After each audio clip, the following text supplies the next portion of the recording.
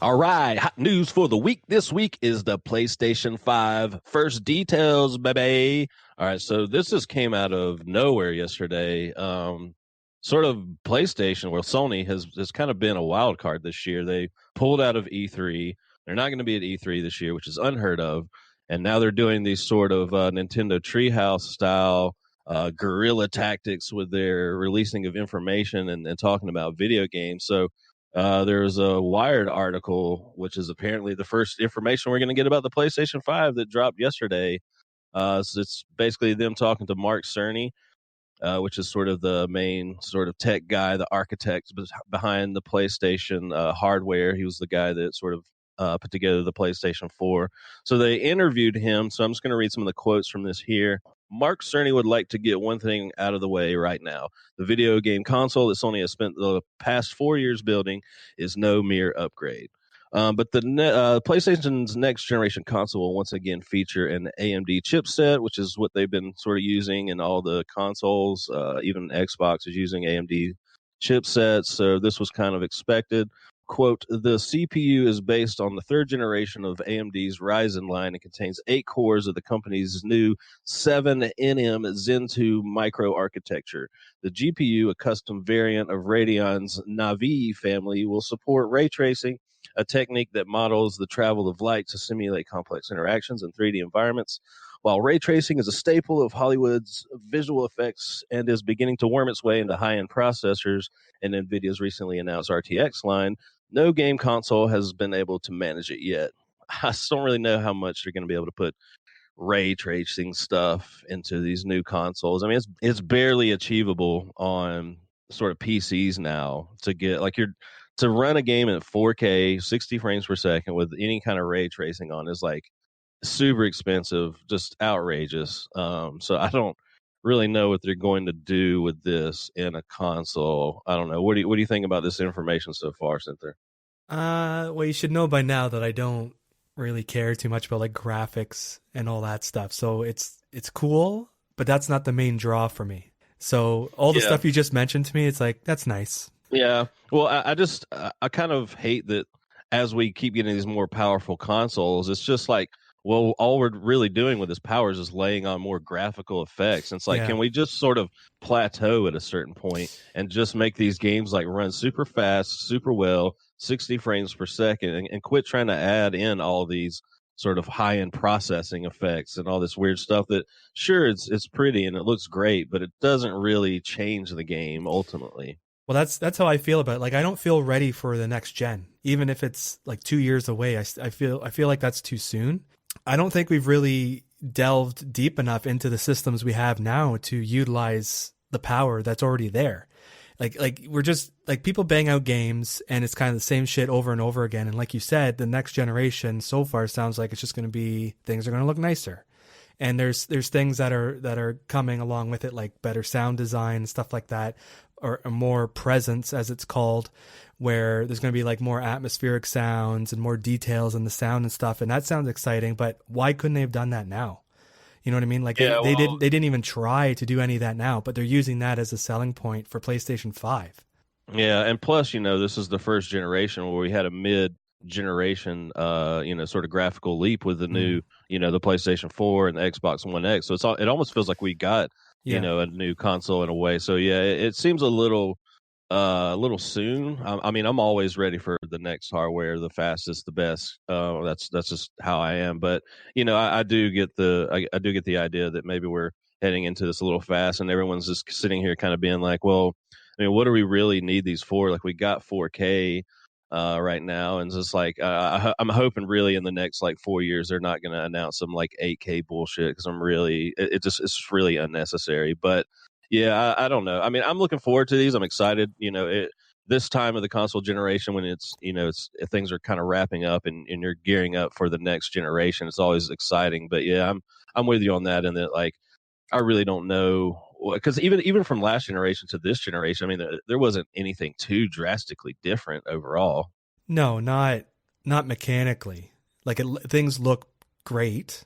Like I still Yeah, I play mean, retro games. You know, if the game is good, then I'm gonna play it. To me, the yeah, graphics don't matter. So the next part here says the AMD chipset also includes a custom unit for 3D audio that Cerny thinks will redefine what sound can do in a video game. Quote, as a gamer, he says, it's been a little bit of a frustration that audio did not change too much between PlayStation 3 and PlayStation 4. With the next console, the dream is to show how drastically different the audio experiences can be when we apply significant amounts of hardware horsepower to it. This I don't really understand either. I don't know how much you can do to audio, and they've already sort of made some strides in this way. So I don't really understand what he's saying here, because even this generation, PlayStation, Sony is messing around with like what's called 3D audio, where you're getting sounds that sound like they're above you and below you. I haven't messed around with the tech myself. There's like a specific headset, Sony branded PlayStation headset that you need to take advantage of this. So they've already been doing this. And then on the Microsoft front, you have the Dolby Atmos stuff, which I also have not had the chance to mess around with it, which sort of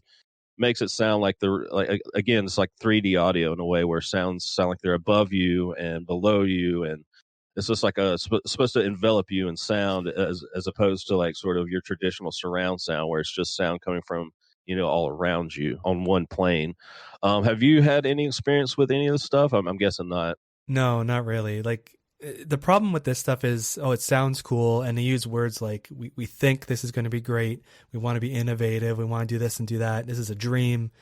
And it's like, it's just another one of those things where we're going to bring it out and we're going to have like the first two launch games have it, and then no one's going to utilize it because it's either too much work, or it doesn't really matter, or nobody owns the equipment to really utilize it, because now everyone's going to have different speakers. They're going to have like 7.1 sound, or they're going to have a headset and all this other shit. So it's it's just, I don't know. To me, as an audio guy, it sounds cool, but at the same time, I just feel like it's going to flop and go nowhere. Yeah, well, also, stuff like that usually pertains to like the first party titles anyway. So unless Microsoft and Sony are going to have some sort of similar, idea or thing, like I said right now, like Sony has a 3D audio and Microsoft has a Dolby Atmos. Unless there's things where like third party titles are going to take full advantage of it, then yeah, it's just going to be relegated to your first party titles. So I don't know. We'll have to see. I'm an audio guy too, but I just don't really.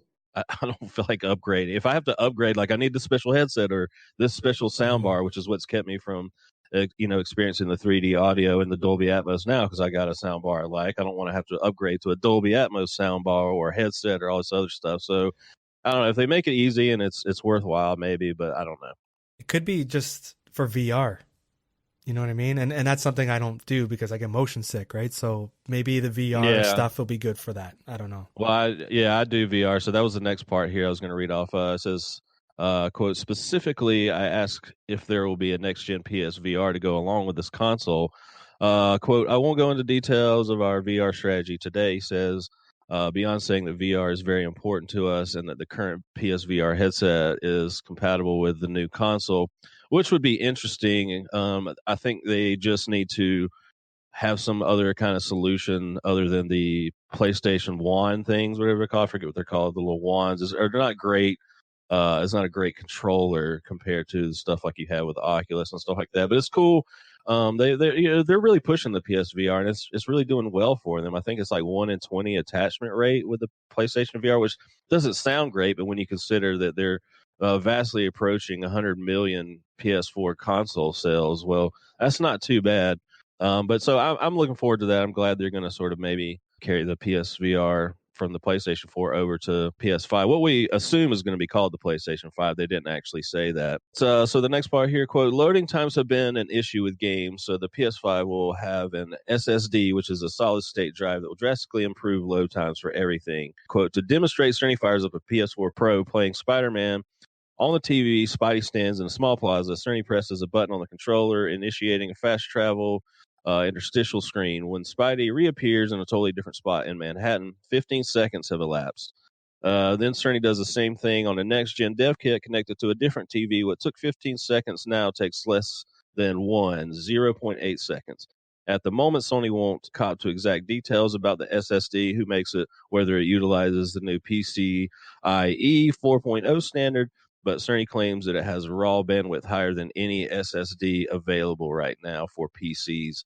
So this is one of the more exciting things about this. People have been speculating whether the new consoles are going to have SSDs because that's kind of what everyone wants. PC gamers have been enjoying SSDs in their computers for roughly a decade now, I believe. It's like I just read, it's something that speeds up your load times, which is always a problem in video games. Maybe always will be. I think the problem with this though is that like every time you give game developers more horsepower, they don't really utilize it to make games run faster and better. They just use it to once again push more graphics and stuff. So, and all the time we've been playing video games, I mean, sure, certain games and certain generations have better load times than others. It's definitely gotten better, especially if you play on PC. But for the most part, like load times just seem like they're always going to be a thing. So it's like cool, like what he showed there, like made a PlayStation 4 game run faster. Well, you would expect that, but like are PlayStation 5 games going to take like full advantage of this like faster loading? I mean, I'm sure. I mean, with an SSD,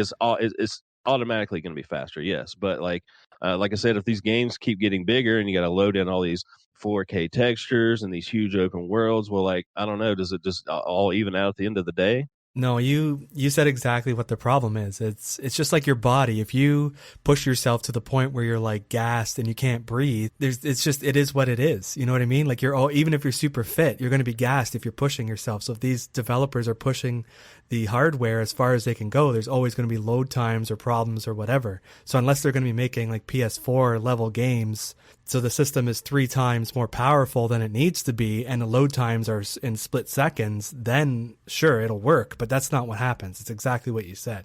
So we'll have to see on that. And the last part here, quote, but a few more things will come out during the course of the conversation. For example, the next-gen console will still accept physical media. It won't be a download-only machine. Because it's based in part on the PS4's architecture, it will also be backwards compatible with games for that console. As in many other generational transitions, this will be a gentle one, with numerous new games being released for both PS4 and next-gen consoles.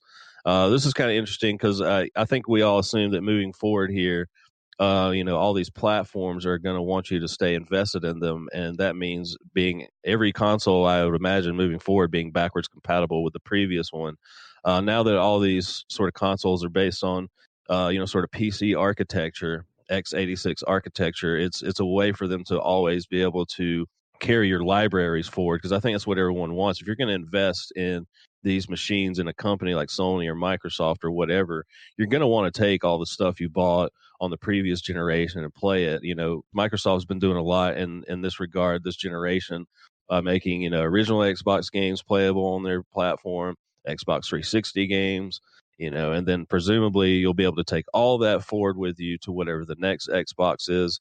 Sony's had a little bit of trouble with this, especially because of their PS4 or their PS3 architecture and the cell processor and all that. They haven't quite been able to make all those games backwards compatible, but this seems like something that's going to happen from here on forward. What do you think about it?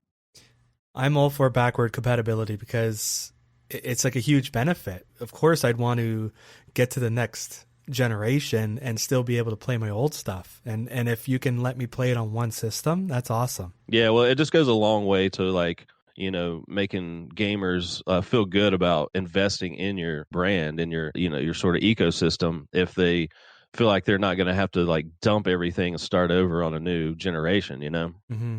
So what about the, as I call it, the dickless Xbox One S that they're bringing out, the discless one? Yeah, well, that sort of ties into what we were talking about last week's episode with the streaming thing. Like, is this, because we're moving to digital, it looks like GameStop is probably going to collapse here in the next year.